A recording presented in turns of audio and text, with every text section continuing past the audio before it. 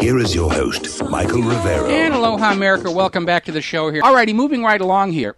Now, if you woke up this morning worried about Al-Qaeda or the economy, or if you're in our part of the country, the flash flood, we've had a state of emergency here in Hawaii from all the rain and everything.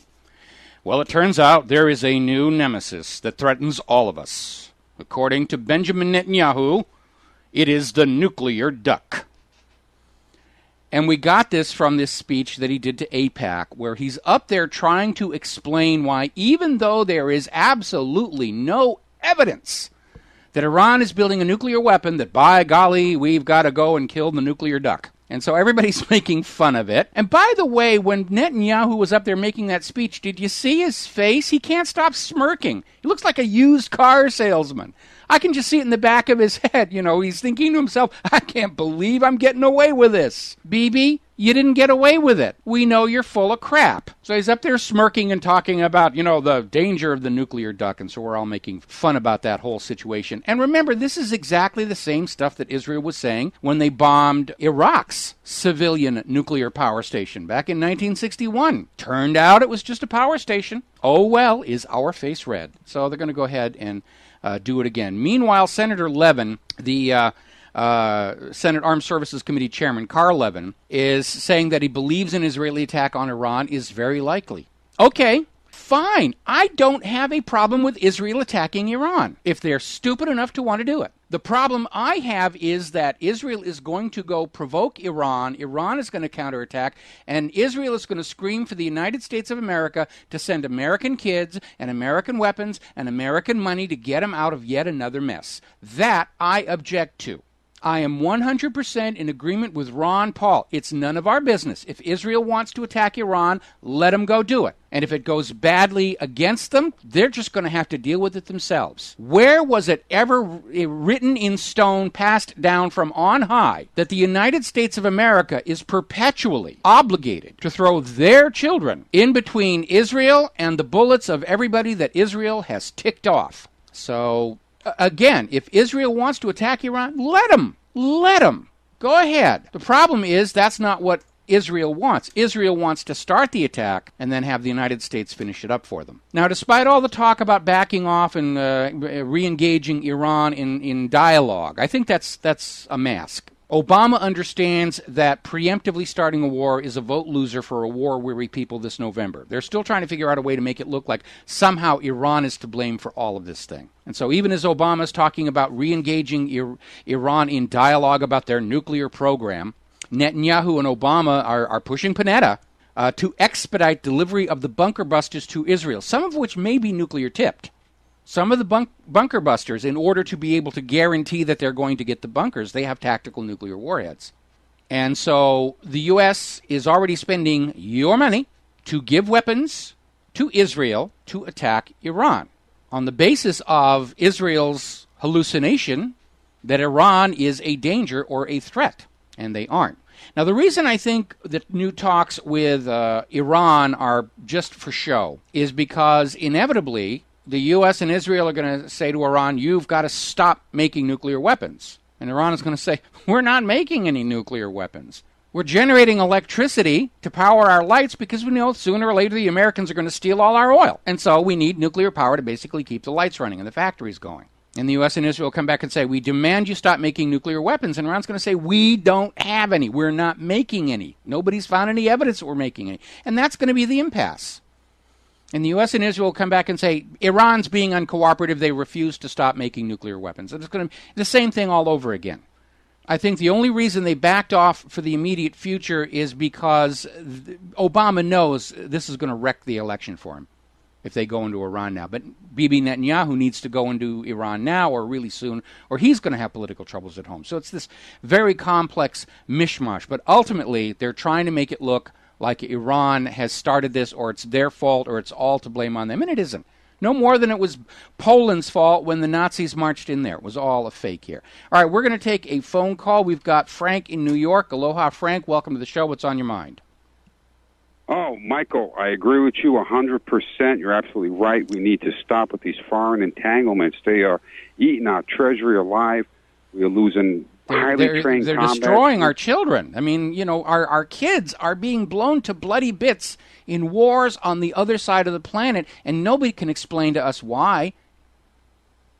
Michael, you're absolutely right. And why is it our fear with Israel? I mean, I will ask you a question. When has Israel ever helped us in any of our conflicts? I mean, they weren't there in Vietnam. They weren't there in the first Gulf War, the second Gulf War, Afghanistan. They never sent any combat troops to help us. It's always us giving them stuff. No, but they did send plenty of torturers to Abu Ghraib to help out. You know, getting the Iraqis to scream and say, "Yes, yes, we really did." You know, Saddam was secretly Jack the Ripper. Michael, you know, I love this radio station. Everybody on it talks of peace. You know, and this is what we need. We need to begin to understand what it is to be an American again, to mind our business, to let's get back to worrying about this country's problems. That's what's happening overseas in the Middle East and what's happening in Africa. No, let them work out their own problems. We have to work out our problems here in America, Mike. And you are absolutely right. We got to stop with this foreign entanglements. I mean, we were warned by Washington in his farewell address, but nobody wants to read it. Nobody wants to listen to it. We continue to go on with these wars and wars and wars, and you're right. The kids coming back with no arms, no legs, no eyes. For what?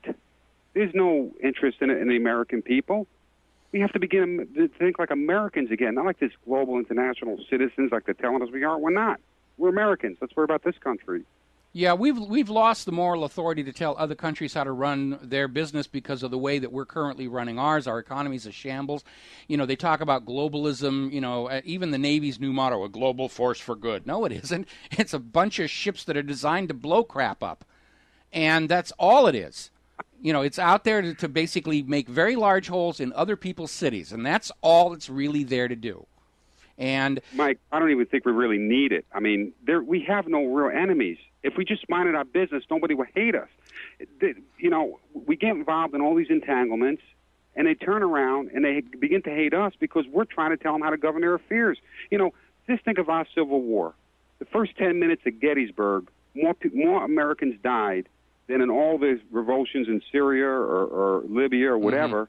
But no country got involved. We worked out our own problems. And these countries got to do the same. We can't be the big brother anymore. We don't have the money, the resources. We have nothing. We're not the big brother. We're the big looter. We're the big looter. And the core issue here is these private central banks issuing the public currency as a loan at interest, which we all understand creates a situation where you have more debt than the money necessary to pay that debt. And it can't reverse because every new bit of currency put into circulation starts as yet another interest-bearing loan from that private central bank.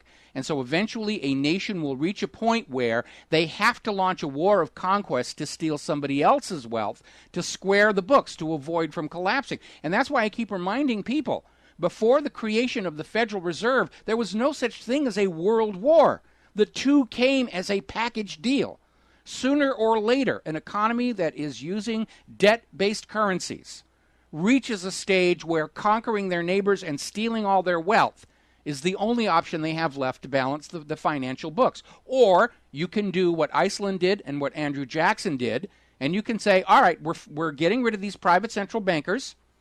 Because, I mean, after all, it makes about as much sense to have bankers in charge of the nation's economy as it does to have drug addicts in charge of the health system. Sooner or later, everybody's trying to make do with nothing but placebos. And we need to have a political leadership with the courage to say, this experiment has failed. And it's not worth a third world war to remind us of why this private central bank model has failed. Michael, you're absolutely right. Not only has it failed, it impoverishes the American people. We are the ones that suffer with the devaluation of our currency. That's right. Which we are the victims of it most of all, and these countries are victims too. So we're all victims of the central bankers.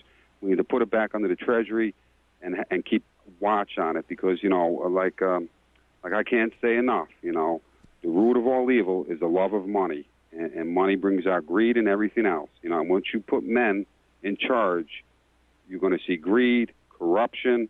The printing presses ring up and another war comes, and they completely lose the empathy gene or compassion gene in their DNA. You're and they just think about money. right. You're absolutely right. And I would like to, and we got to take a break for commercials here in just a minute. Thank you for the phone call, Frank.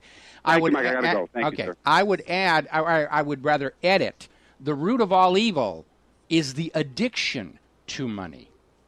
We'll be right back. And aloha, America. Welcome back to the show here. And as I said before, I am not convinced that anybody has changed their mind about war with Iran. It may be delayed yet again because both leaders of Israel and the U.S. are dealing with their own particular political realities. Netanyahu needs the war now.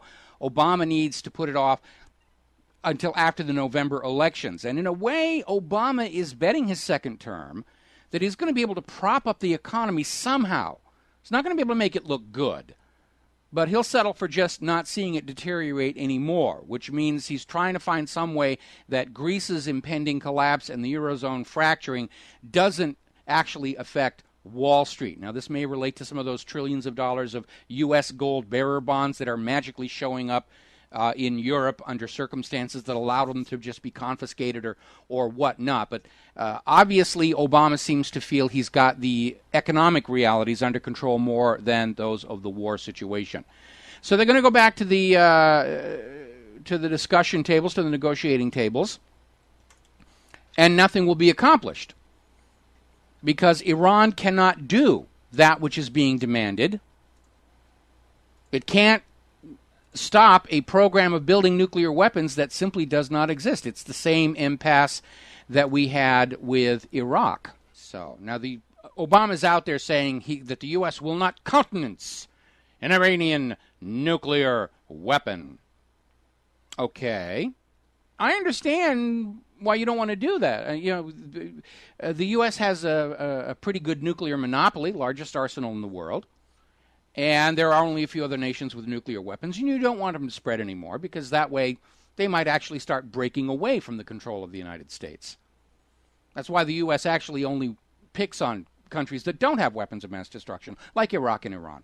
But it occurs to me that if Obama wants to get in a huff about other countries' nuclear weapons, he really ought to be starting with Israel. We know Israel have those nuclear weapons. The U.S. officially denies it because that makes all the money they take from you to give to Israel a crime under U.S. law. But there's another issue at hand, and that is that when you go back and you look at incidents like the Lavon affair, the attack on the USS Liberty, Israel's attack on the aid flotilla in international waters a couple of years back, Israel is murdering more Americans than Iran has. Why are we worried about a threat from Iran when the dead bodies of Americans are piling up around Israel's feet? Should we not be taking the position that the U.S. will not countenance Israeli nuclear weapons, especially because Israel has never signed the Nuclear Non-Proliferation Treaty, because Israel has never allowed IAEA inspections, because Israel was actually caught trying to sell a nuclear weapon to South Africa, which is the very activity the Nuclear Non-Proliferation Treaty is supposed to prevent. So with Iran playing by all the rules, and Israel obviously not, with Iran not having a nuclear weapon, Israel having hundreds, with Iran not trying to export weapons technology to anybody, and Israel caught doing it with South Africa, and who knows who all else, why is the U.S. so totally focused on Iraq's and Iran's non-existent, mythical, hallucinated, made-up from thin air nuclear weapons? If the President of the United States is really concerned about nuclear disarmament, let's disarm nations that actually have nuclear weapons but have not signed the Nuclear Non-Proliferation Treaty. Obama, you're looking in the wrong direction. Just like all those police officers in New York who are following the Muslims around, got to focus on the Muslims. We only see Muslims. Only Muslims can be the bad guys. And yet, the only people actually arrested near the World Trade Towers on 9/11 were Israelis, dancing and cheering and high-fiving and having a really good old time. 3 of them were later exposed as Mossad agents. So why is the NYPD not following Mossad agents around this country instead of harassing the Muslims? Again, our government is just following right along Hitler's dictatorship for dummies. There's a targeted, designated religious minority on whom all the bad stuff is being blamed. Germany, it was the Jews. In the U.S., it's now the Muslims. It's the same mistake all over again. And they're going to lose, just like Nazi Germany did. Just as every nation that has started a major war since the beginning of the industrial age ultimately lost it.